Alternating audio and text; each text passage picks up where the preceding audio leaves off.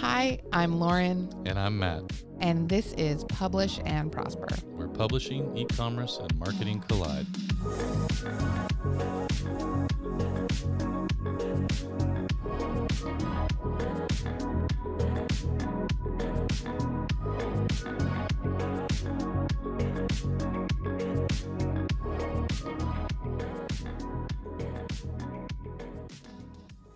Hey everyone, and welcome back to another episode of Publish and Prosper. I'm here with my co-host Matt to talk about a subject that we love rambling about, and that is having true fans and being true fans. More specifically than that, the 1,000 True Fans Theory, written by Kevin Kelly, and how it relates to content creators and content entrepreneurs and authors. I think I'm going to take offense to the use of the word rambling, though. I mean, you know. On this particular topic, I don't think we ramble because we're both very passionate about it, as well as our organization is very passionate about this theory and people putting it into practice and using our tools to do that. So... Okay, I will accept that correction. I will say that we do tend to ramble about a lot of other things, especially all things Disney or pizza or anything else. Right. We're not going to say that we're rambling about the true fans theory, but rather that Matt and I love to ramble about being true diehard fans of things. There you go. And that we are like the total embodiment of this theory because we've both talked repeatedly about how there are so many different things that we have that we're like, I don't care what it is. As soon as this creator says they have a new thing coming out, I'm buying it. I don't need to know what the title is, what it's about, anything like that. They announce it, I'm buying it. Very fair. And that is the heart of this theory. Speaking of which, Jen brought to my attention yesterday that the Lost Bros restocked on the Heaven is a Place on Earth shirts. Oh my God, did you get it? I did. Yes. I missed out last time, or my size sold out last time. I got it. I wore that one of the days that we were in Orlando. Yes. So it was a great shirt. I've kept that sticker on my desk that you gave me as a constant reminder to keep checking back. Actually got a package from them yesterday because I did a mystery order. They do every now and then, which pro tip, great idea. I love that they do this and I wish more brands did something like this. This is a t-shirt company. They do small bulk orders of their t-shirts for initial sale. And they will do periodically a misprints and imperfect t-shirt. It's, a $10 t-shirt or a $13 sweatshirt. And going in ahead of time that there's going to be something wrong with it, but it's a mystery order. And I'll always do that every time they put them up on their site. I'll do an order for a couple of t-shirts because I think it's really fun to have that, it's going to be a mystery. It's going to be a surprise. What am I going to get? And some of the ones that I've gotten them and I've been like, I can't tell whatever's wrong with this. Whatever misprint happened here, it's not enough for me to notice it. So I've gotten some really fun t-shirts from them because of that. And I think that's a great idea. Well, Lauren also just gave you guys a little bit of insight into what a true fan will actually do for you. Oh, yeah. To the point where many brands can even pawn off their misprints and screw-ups to true fans under the guise of a mystery bag of shirts or something. Yeah, no, but actually. No, it's true. Yes, a lot of brands do that. And I have actually purchased a quote-unquote mystery bag before of 2 t-shirts. I just give them my size. I know that I like pretty much everything from that brand. What shows up, you're right, is often not something I would consider a misprint or something that I wouldn't wear. So yeah, I mean, it is a great idea. And it's just another example of how, if you're a creative person, you can get rid of dead stock and all kinds of other things to your true fans. Yes. And if you have true fans that are dedicated fans, they will buy them from you. There you go. So how do we get true fans? Well, I guess let's back up. Yeah. For those listening who aren't aware of Kevin Kelly or the 1,000 True Fans Theory, why don't you give us a quick intro as to what this is? Sure. Here's my modern day book report. It's been a long time since I've written a book report. How about we do the Cliff's Notes version? Oh, you can already tell that I was the kind of kid in high school that turned in a book report that was 50 pages long. I don't think you ever knew what Cliff's Notes were. You probably would have frowned upon them. I did. Oh, okay. Actually, I did read them for Shakespeare sometimes. I would still read the Shakespeare play, but then I would read the Cliff Notes so that I could actually understand what was happening because I was not a big... I had to use them for Shakespeare and I never was able to do anything Greek mythology related without the help of Cliff's Notes. I actually think that they're a great asset as a study aid, but when it comes to replacing, you have to read the original content too. But I do think that they're a great supplement to reading the original content. It was when people would read Cliff Notes instead of Maybe Cliff book. Notes were the first version of ChatGPT. They were probably written by an early version of ChatGPT too, because they were always very bland and didn't like bare bones, like no dressing to them. Yeah. But anyway, let's talk a little bit about the 1,000 True Fans theory. So if you don't know, Kevin Kelly I tried to summarize his bio in a single sentence from his website, and it sounds like that quote from Iron Man where he says, genius, billionaire, playboy, philanthropist. Best-selling author, entrepreneur, photojournalist, philanthropist, futurist, and self-proclaimed radical optimist. Sounds like a very cool guy. Sounds like a very knowledgeable guy. Back in 2008, he wrote an essay explaining the 1,000 True Fans theory, according to him, and then he updated it back in 2016. So this is a slightly updated version. He actually has both versions still available on his website. So I will definitely link them in the show notes if you've never read it before. It's a quick read. It's not really super long, and it's definitely worth checking out. But I did want to actually highlight a couple of quotes and like major bullet points from it. So I thought this intro paragraph that he provides kind of sums up the whole thing. Bear with me because it's long, but a true fan is defined as a fan that will buy anything you produce. These diehard fans will drive 200 miles to see you sing. They will buy the hardback and paperback and audible versions of your book. They will purchase your next figurine sight unseen. They will pay for the best of DVD version of your free YouTube channel. They will come to your chef's table once a month. If you have roughly 1,000 of true fans like this, also known as super fans, you can make a living. Gotten a lot worse at reading out loud in my old age. Well, it is hard when you're double focused on reading from your notes there, but you're also very cognizant and aware that you're speaking into a microphone. That's true. I feel like that sometimes amplifies my heightened fear of messing up when I'm reading from the screen. It definitely does. And it does also, I've been doing this now for long enough that I can hear the things that I'm going to have to edit later as they're happening, but I like not with enough time to stop them, but I'm hearing myself say something that I'm like, I know I'm going to try to cut that umpteenth, later.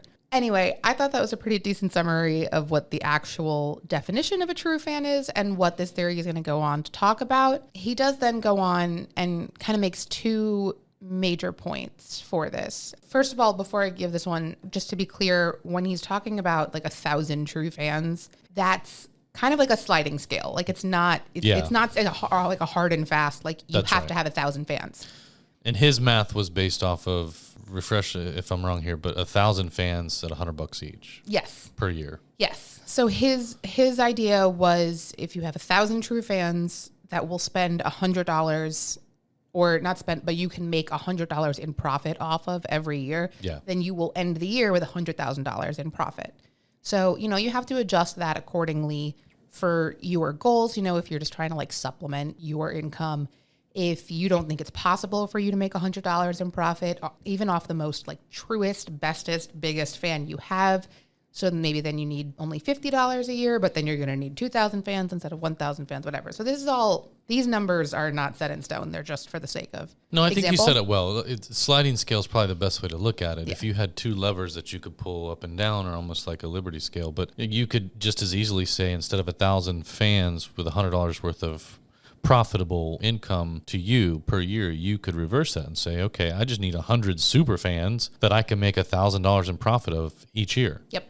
You know what I mean? Yeah. And that's completely doable for some people, depending on the content they create, whether that's fiction books, nonfiction books, music, figurines, whatever you add to your portfolio of products. It can be all of those, by the way, regardless of what type of content you make. Yeah, that sliding scale goes both ways. So exactly. So that is his caveat. Main point number one is that you need to be producing enough content every year to make that profit off of each of these fans. If you're saying, I'm going to go with this 1,000 true fans theory, but I'm only going to publish one book ever in my lifetime, it's not going to work.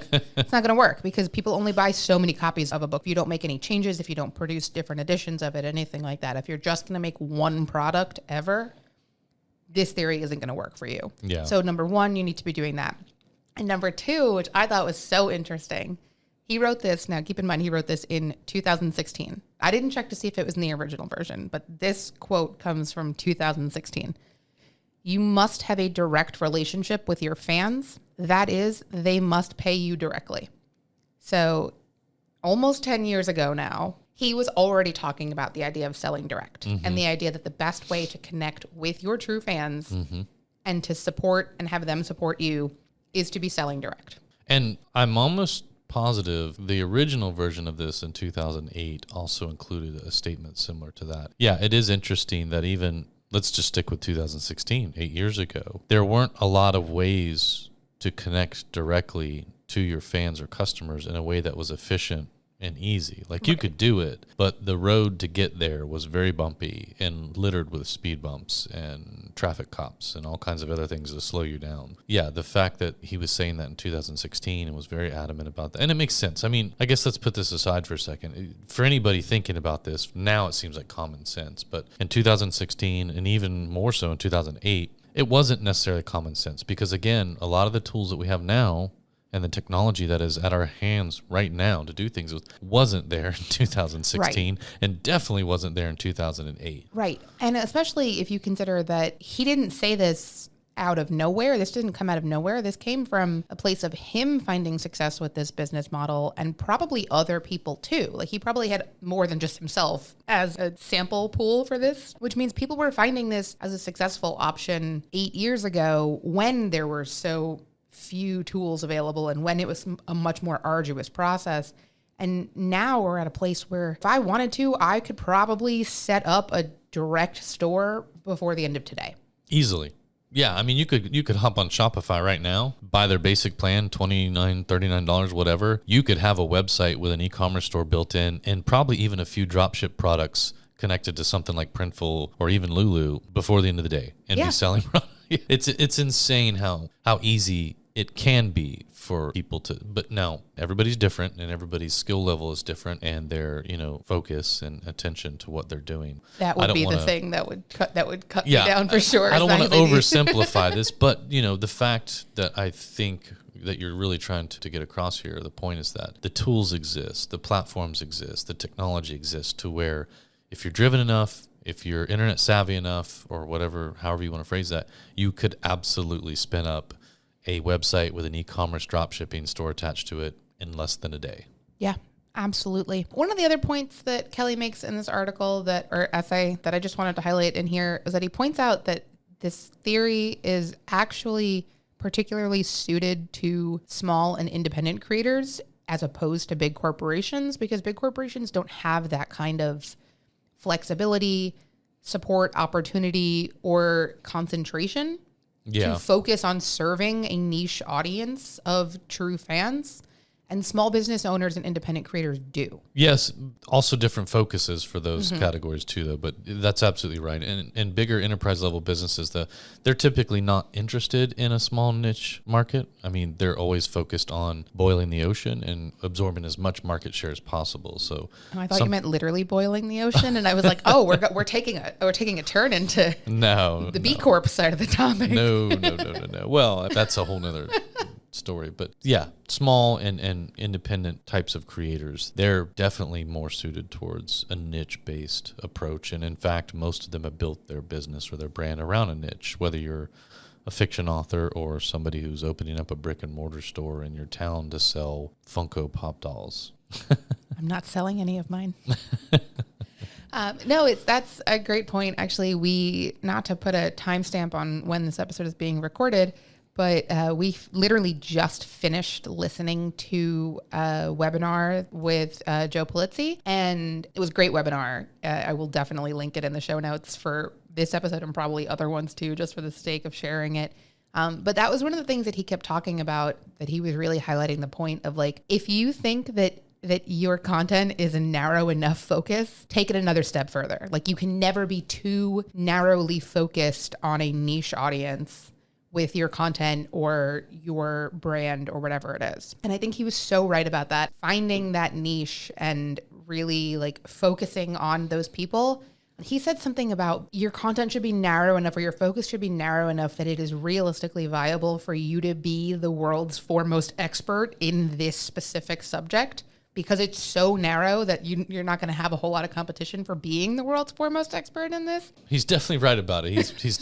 He's built and sold several businesses and written several books based off of course. That. But so have a lot of other people. And I think really what he was trying to say was when you're trying to figure out how far you should niche down, like that's one of the questions he gets asked a lot, and we've heard it asked of other people a lot, is how far should I niche down? And I think that's part of what he was saying was like, if you can't say that you could be the world's leading expert on this particular topic without laughing, then you need to niche down a little bit more. Mm-hmm. Like until you're comfortable truly internalizing the fact that you could potentially be seen as one of the world's leading experts on this topic, then you need to keep niching down. And then other people are like, well, if I go that niche and that narrow, am I going to have enough audience? Well, the answer is probably yes. There's a lot of people on this planet, but secondarily, that's your starting point. And often what happens is, yes, you do grow up from there. And once you've established yourself as an expert in this small niche, you now have expert stamped on your profile. And so you do start to grow back out from there. We had a conversation recently about how if there's anything that social media has taught me, it's that I've never had a unique experience in my life. Like there's always going to be other people that have had some kind of overlapping experience or interest or anything that I'm like, there's no way that anybody else is obsessed with this book and this song and would love to see like a video fan edit of these characters set to this song. Like they're so disparate. There's no way anyone else would think of it. And then like 5 minutes later, I'll be on TikTok and there's a fan edit that somebody made to this song and it has 2,000 likes on it. And I'm like, well, okay. At least 2,000 other people also had this thought or appreciated this content. It's actually one of the things I love about social media. I have a lot of disparaging things to say about social media, but one of the things that I love about it is that you can find that there's always at least somebody else in the world that shares your thoughts or shares your opinion or shares your interests or anything like that. And I think that it's like a perfect representation of the fact that no matter how niche your content is or how niche your book is or whatever, you will find fans for it. You will find people that will be a dedicated audience for whatever it is you're talking about. So I want everybody to be clear. What you're saying is that no matter how many times you take a slice at that niche, you keep going down and down and down, and you just keep thinking this is too finite, that you'll always find people who can relate or are fans of that. Mm-hmm. What you're not saying is don't create that content because you feel like somebody's already done it, so why bother? Oh, of course not. Right. So just to be clear, when you say something like I've never had a unique experience, some people might take that as what Lauren's saying is everything's already been done. So nothing you do is going to be new or unique.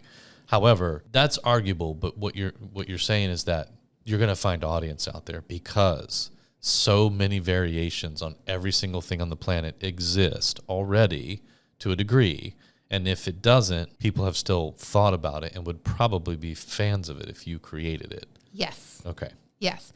And I think there's no better example of that than when you're seeing anytime that there's a really popular TV show or movie or book that has just come out and there's like a big, fan surge of everyone's really interested in this and burned through it immediately and now loves it. And now people are all sitting there going, I need something.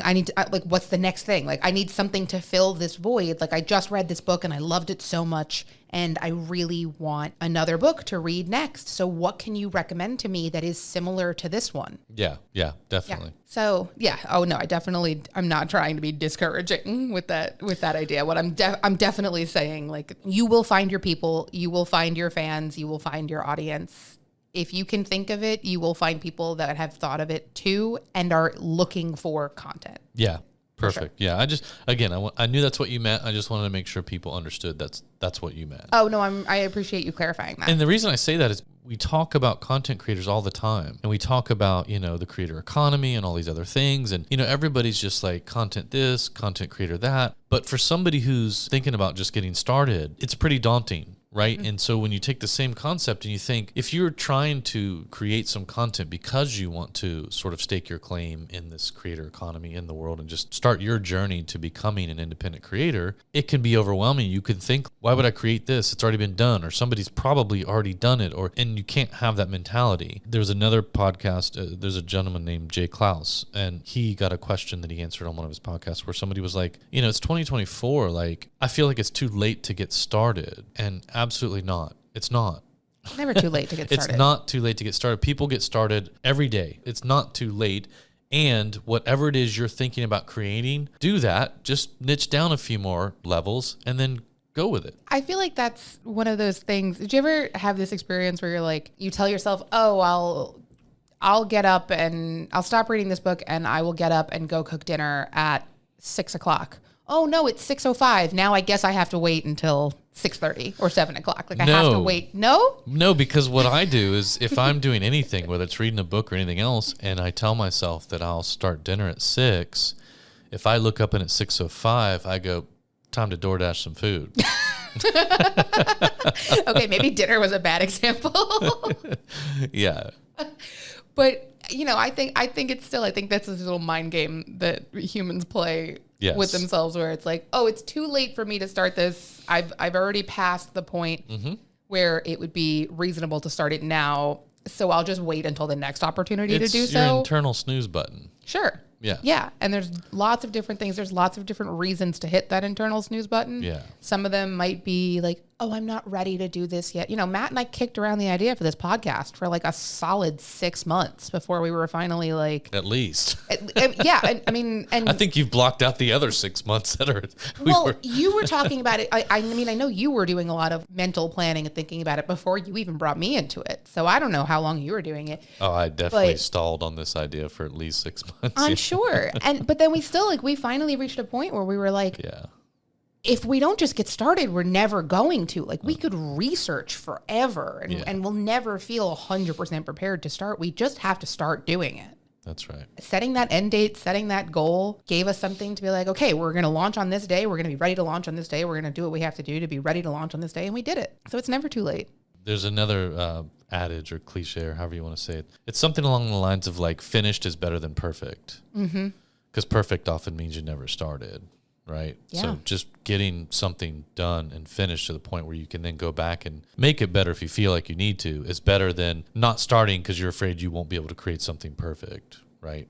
Absolutely. And as somebody who is chronically that kind of person who's like, oh, if I don't get it just right, it's not worth doing. So I'm going to procrastinate on doing it. I totally understand. But if this is something that you really want to do, if starting a content entrepreneur business, starting a content creation business, writing a book, like whatever your goals are here, if this is something that you want to do, you have to just start doing it.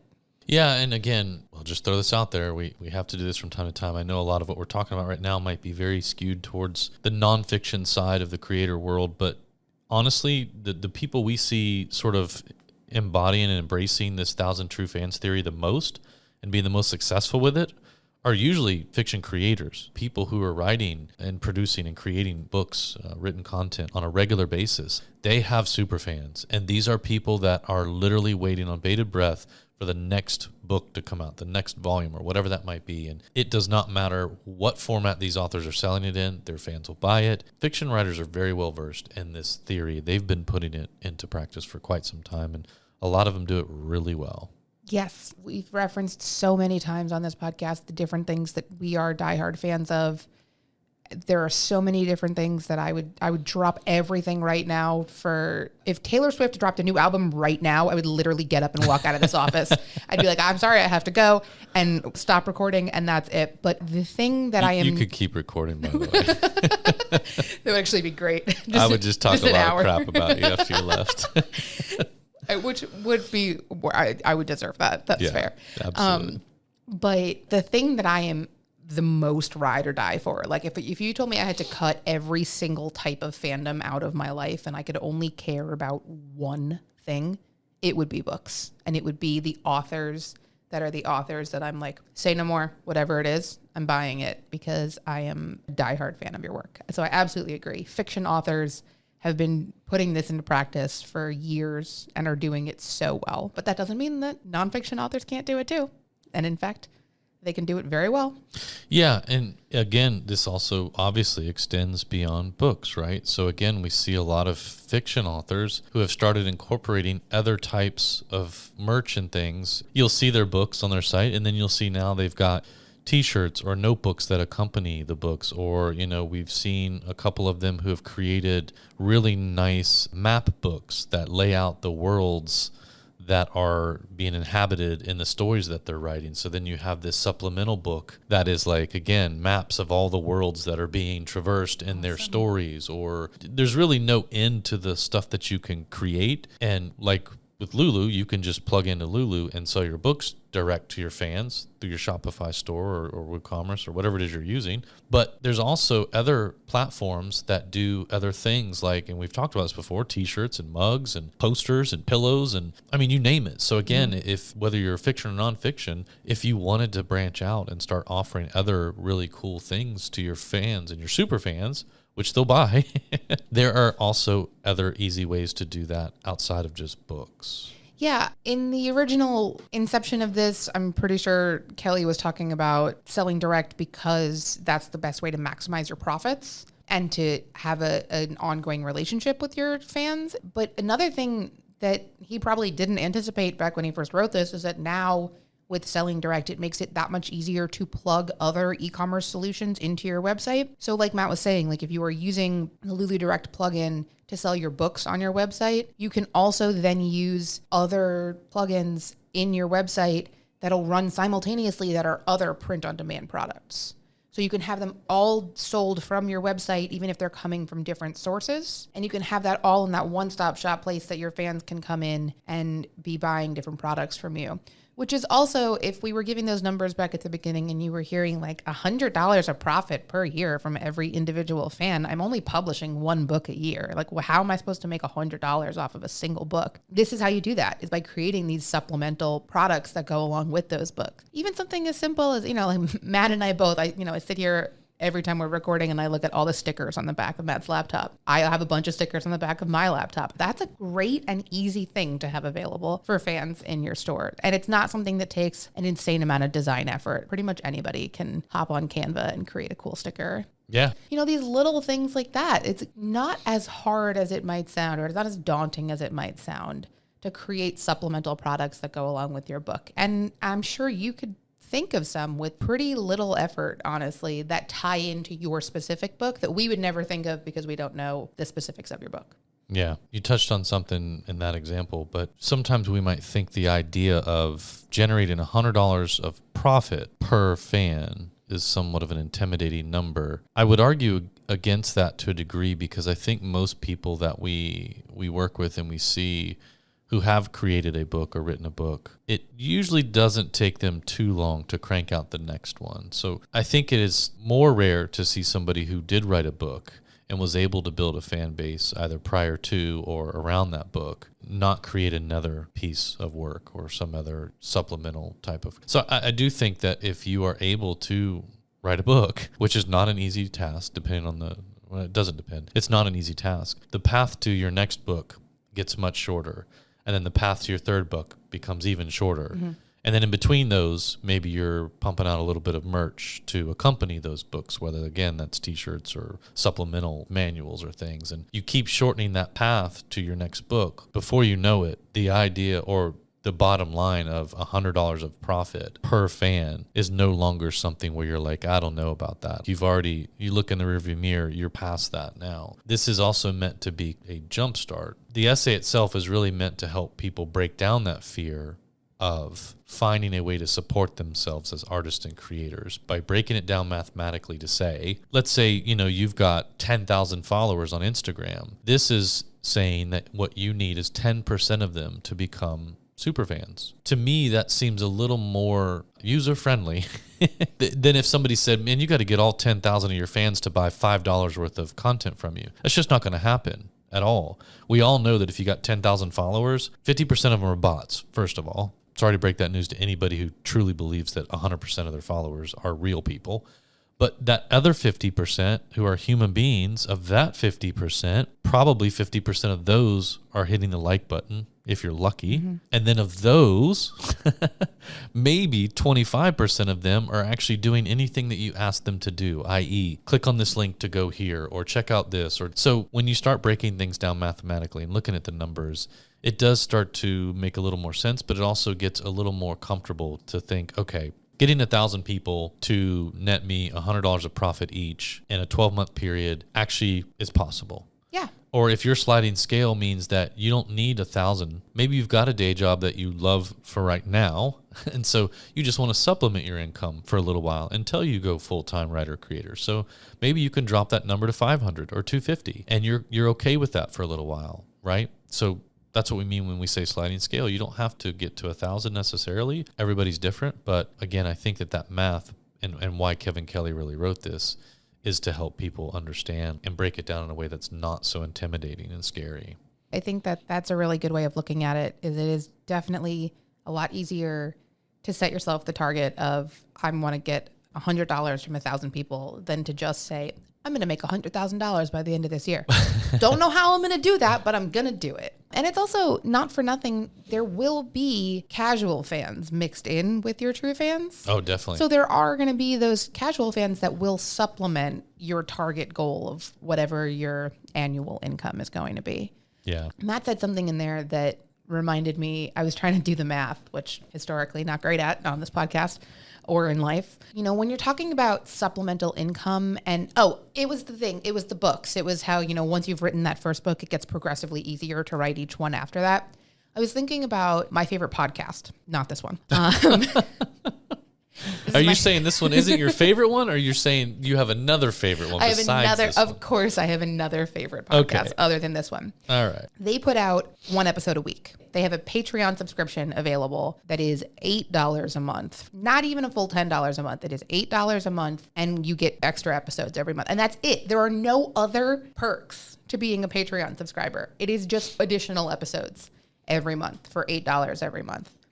And I don't know a lot about how Patreon works. This is coming off the cuff, so I didn't do any research into this. So I don't know how much of a cut of that Patreon takes off of every subscriber. Right. But $8 a month from me every month, and I've been a Patreon subscriber since 2020. So even $96 a year from you, and let's just say Patreon takes 10% of that to cover processing fees for the credit card and all the other things, right? So they're taking $9.60 from that $96, right? You're getting very close to that $100 profit mark is what Lauren's saying. Yeah, very close to that $100 profit mark. And I haven't bought a single piece of merch. Mm-hmm. I haven't bought anything like t-shirts or merch or anything like that. Any additional things that might happen. If they put out a book, I would buy it immediately. I would probably be a Kickstarter for a book if they tried to do something like that. Any of those additional things that haven't come up, I'm already most of the way to giving them that $100 a year.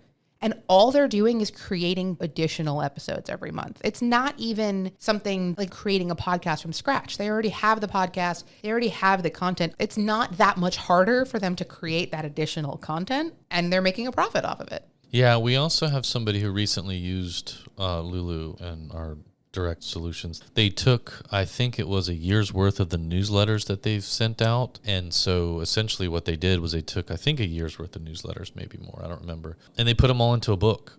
Awesome. And they offered, I think they initially were going to do 5,000 copies. That was it. And to the best of my knowledge, I checked our database the other day, and I believe they've already sold through the 5,000 copies. Wow. So this idea that you might struggle for content or run out of things to do or ways to monetize, I don't think that's going to happen. I think once you get started doing this and understanding the model and figuring out what your fans want, what they will buy from you, you're not going to have any shortage of products. Yeah, and I think that is another thing that is applicable regardless of whether you're writing fiction or nonfiction. You can find ways to create supplemental content that ties in, whether it's merch or, if you're a fiction author and you're like, well, that's great. I don't do a monthly newsletter. I don't have educational content to contribute to that. Audrey Huey is a Lulu author that does a great job with this because she is a fiction author, but she creates a ton of nonfiction content. She creates these awesome writing journals and author planners to help authors with the writing process, the editing process, all of that. She creates all this content that is basically like, this is what I've learned as a fiction author myself and the processes that I use to get through this. And now I've created this content and I share it with other people. I think that's a great way to take your experience as a fiction author and create a new product for your fans of your books and for other authors that might be interested in stuff like that. Because I know I immediately ordered one of those planners. Have I used it? No. Did I buy it aspirationally and does it still sit on my bookshelf? Yes. There's another author that we've come into contact with. She, this is an interesting one, but she started selling an hour of her time to her fans. So, and she said she was scared to do it in the beginning because she, for two reasons. One, she was afraid her ego wouldn't survive if nobody wanted to talk to her or book that time. But two, she was a little worried about this is just different and are people going to think this is weird or whatever. So she did it. She put up on her, I think she was just in Shopify at the time, that you could get, I think it was a half an hour to start. I want to say it was like $200.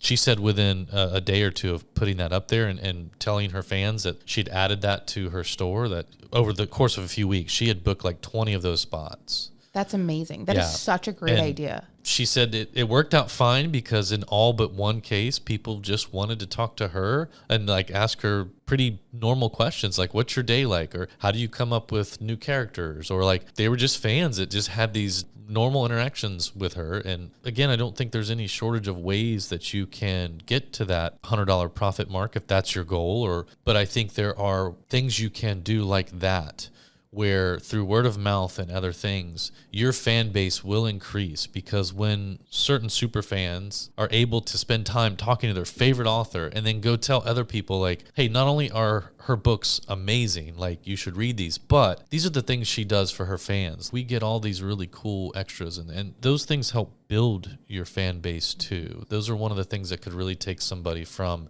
a follower to a super fan, and that's really the name of the game. Yes. I literally, as Matt was sitting here saying that, I was thinking about the list of authors that I would absolutely spend $200 for like a half-hour coffee talk with them. Yes, absolutely. Great idea. That's so cool. Yeah. Oh my God, I love that. And yes, you're completely right about that idea of like, this is how you turn casual fans into true fans. Yeah. For sure. Oh man. You're welcome. I'm not going to say who it was, only because she doesn't do that anymore. And it's only because it got too overwhelming for her. So in the beginning, it worked out great for her. It served its purpose from not only a financial standpoint, but from an audience building standpoint, and sort of just that fan sort of wow moment she was building. But it did get to the point where too many people were wanting to book that, so she did have to stop doing it. But I still consider that a wild success if you had to pull a product because too many people wanted it. I would completely consider that a wild success. And it is also, even that then is still a good audience building opportunity, because it gives you that content of, you know, if it's something that you decide you wanted to do and you say, I want to make it manageable, so I'm going to do it, I'll offer 15 sessions every 3 months. Like every 3 months, I will open 15 sessions and that's it. And it's going to be first come, first serve, and that's it. It's very tattoo artist style. Like a very in-demand tattoo artist will say like, you know, I'm going to open my books for this window of time on this date. I'm going to book people first come, first serve. And once those are full, I'm not accepting new appointments. I'm not doing walk-ins. Like, you have to book with me in this window of time and that's it. And that is a great way to connect with your fans, because now your fans are like, if somebody wants to do that, if I knew an author that was doing that, I would be paying attention to their content to see when is this going to open up again? When am I going to have this opportunity? I don't want to miss the ball on this one. Yeah, I was just thinking too, if I was this author that I was talking about, actually, now that I think about it, I would have put that sliding scale into place. And instead of just closing down that opportunity altogether, I would have just raised the price. Yeah. So I would have less people booking it, obviously, but that's the point, right? The sliding scale works both ways. If something's wildly successful at a low price point and there's too many orders to fulfill it, then you just flip the model, and all businesses and brands do that. You could just say, okay, well now instead of it being $200 for 30 minutes, it's going to be $2,000 for 45 minutes. At that point, given the success already, you're probably still going to sell some, and great. You'll sell less, which was the point. But if people are willing to go on Cameo these days and pay $350, $400 to get a cameo from George Santos, which is true. I'm looking at it right now. Jesus. And apparently he turns them around in 24 hours, right? Wow. People will probably pay that or somewhere in that neighborhood to talk to their favorite author for 30 or 40 minutes. Sure. So, you know, Cameo again, is a great example of how true fans are out there and are willing to pay for content and other products from you. 100%. Yeah. If anybody ever tells you that this model is, I mean, Shannon Doherty from Beverly Hills 90210, $500 for a cameo. I mean, I have received a couple of cameos. Actually, one of my really good friends got me a cameo of one of my favorite Survivor players saying happy birthday to me for my birthday a few years ago. And that was, I cried at my birthday party. How much would you pay for a cameo from Doug the Pug? Okay. All right. That's admittedly a bad example because I'm not as big on dogs, but I'm trying to. Okay. It's $120. That's insane. Yeah, absolutely. That's what I was trying to translate it to. Like, my favorite celebrity pet of all time was Grumpy Cat. Oh, yeah. R.I.P. It costs more for a cameo from George Santos than it does Geraldo Rivera. Wow. I don't know what that says about George Santos or Geraldo Rivera. Okay. What it does tell me is that we need to move on because I need to close this tab for cameo. But you know what? I think we probably need to wrap it up because I think very, very easily this could go on to be not only our longest episode, but possibly twice as long as our next longest episode if we just let it go endlessly, because clearly Matt and I both have a lot to say about the idea of true fans, how to find true fans, how to convert casual fans into true fans. We could talk about this endlessly. We probably will do episodes on topics like that in the future. We've probably done some already and just not call it that. But I do think we should probably wrap this up. Well, to be fair, I think that we have all been passionate about this because that's what our platform facilitates, right? Lulu allows you to sell your books directly to your fans. We talk about the fact that Kevin rewrote this essay back in 2016. We launched our first Shopify plugin in 2018. Yeah. I think a lot of people, even here at Lulu, forget that we were in this direct sales game way early. And there were times where we would go to author conferences and talk about selling your content directly to your readers and fans, and we would get laughed out of the room. So, when this essay from Kevin Kelly was put in front of us, like when we were all made aware of it, I don't know about you, but the first time I'd even known about it was around the time we were launching our first Shopify plugin around 2018. And so at that point, we were all like, oh, this is validation. Like, yes, somebody else is talking about this and it makes sense. This topic for us is something we live and breathe every single day. It's something that we try to help authors work through every day. Even the goal of this podcast, Publish and Prosper, is really to help authors and creators get to a point where they're prospering from their work, and whether that means financially or through gaining other opportunities or more time in their day or whatever that might be. Like, that's why we could talk about this for days on end. I couldn't have said it better. I know, I do agree. Actually, it's one of the first things I remember learning about when I started working at Lulu. Because one of the first things that I did in the first few weeks that I worked here was read as many of the Lulu blog posts as I could in between like onboarding and training. And there was a blog post that our content manager, Paul, had written about the 1,000 True Fans theory. And I remember reading that and being like, oh, this maybe taught me more about the company that I've just agreed to work for than anything that I've read so far. And it was, but in a good way. It was like, it set the tone very much for like, this is our mindset as a company and this is what I'm getting myself into. And I support it and I agree with it. And I'm really excited to be here. Yeah. So hopefully we have inspired you a little bit and gotten you a little bit excited to be here too, and thinking about your true fans and how to find those true fans and what you can create when you have 1,000 true fans at your disposal. And if not, keep listening to some of our other episodes. Don't forget, and get inspired. Don't forget, we have an email address now. If you want to send us any questions, suggestions, talk about how annoyed you are with our obsession with Disney, you can hit us up at podcast@lulu.com. Thanks for listening, everyone. To learn more about this episode, check out the show notes on publishprosperpodcast.com. Publish and Prosper is brought to you by Lulu.com. To hear more episodes like this one, please like and subscribe wherever you listen. Thanks for tuning in.